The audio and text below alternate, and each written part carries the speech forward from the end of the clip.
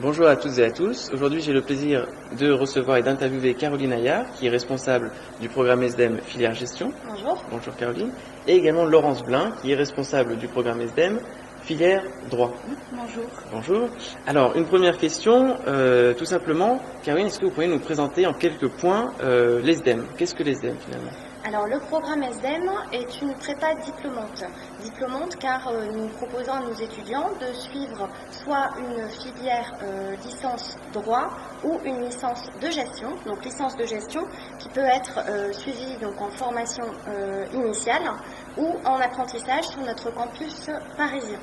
Et nous proposons également, donc, en plus de cette licence qui est développée en partenariat avec l'Université du Littoral ou l'Université de Lille 2, donc, nous leur proposons des cours de préparation intensifs pour l'intégration dans les grandes écoles de commerce, donc écoles de commerce type Schema, ESC Toulouse également, mais également donc, une préparation pour les concours tremplin et passerelles. D'accord.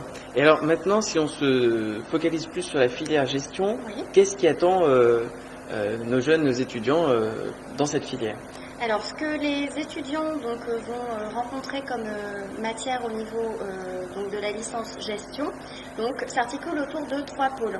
Donc, vous allez trouver dans un premier temps un pôle théorie économique. Donc, on va retrouver des matières telles que la macroéconomie, l'histoire économique ou encore l'économie monétaire. Nous allons retrouver un second pôle, donc là un pôle un peu plus mathématique. On va retrouver des matières telles que les statistiques ou encore la microéconomie.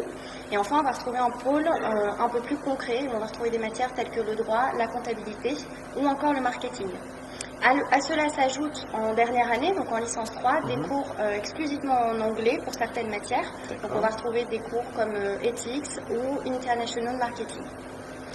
Donc on cherche vraiment également à ajouter à cette partie théorique une expérience pratique à travers différents stages.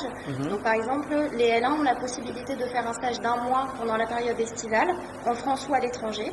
On va retrouver également une autre période de stage sur la dernière année, L3, 2 mois de stage, toujours en France ou à l'étranger.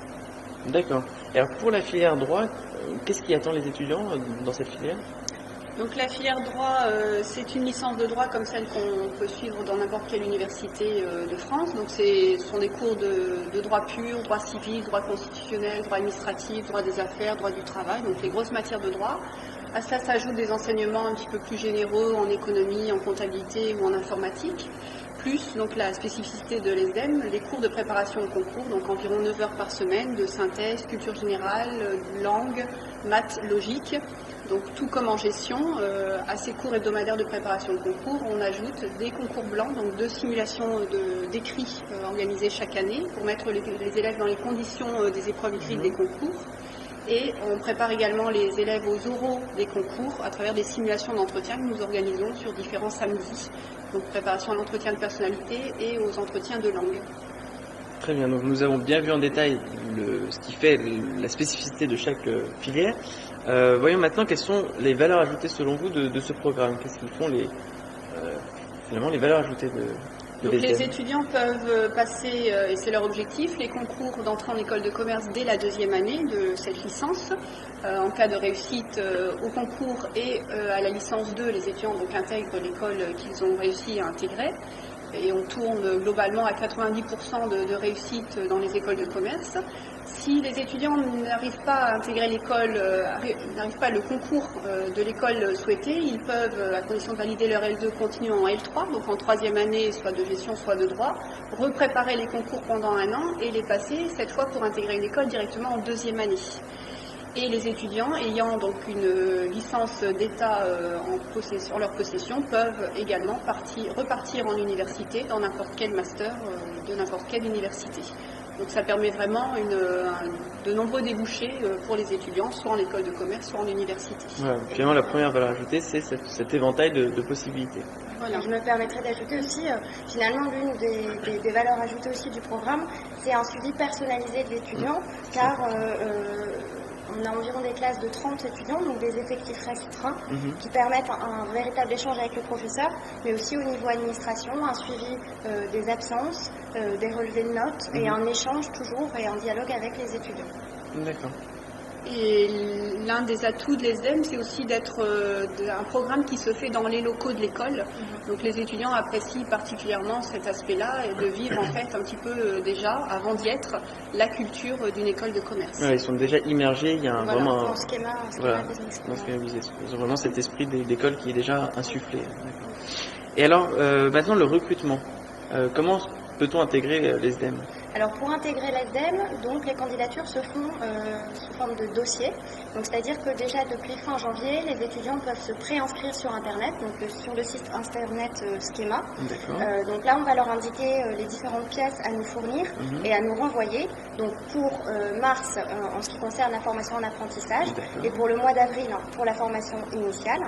Donc les documents, finalement, c'est une lettre de motivation, c'est également un CV, et enfin donc les relevés de notes, donc de la première, également les résultats du bac français et les premiers résultats de terminale. Et pour ceux qui postulent en deuxième ou en troisième année directement, on demandera également les résultats des études post-bac. On regarde aussi bien les notes que les appréciations, parce que c'est vrai que d'un établissement à un autre, d'un enseignant à un autre, les notes peuvent être très variables, donc les appréciations sont importantes. La lettre manuscrite argumentée est un élément important du dossier.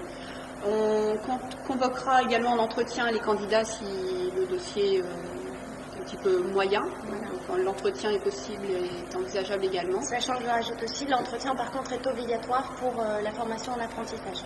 D'accord.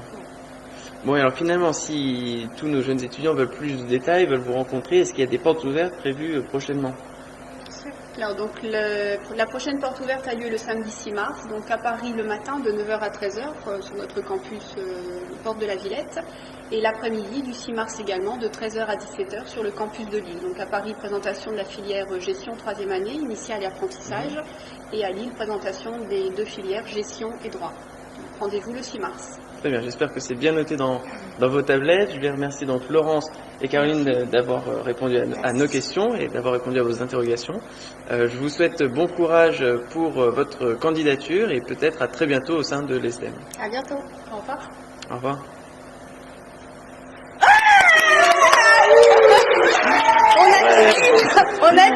On a tout mis, hein.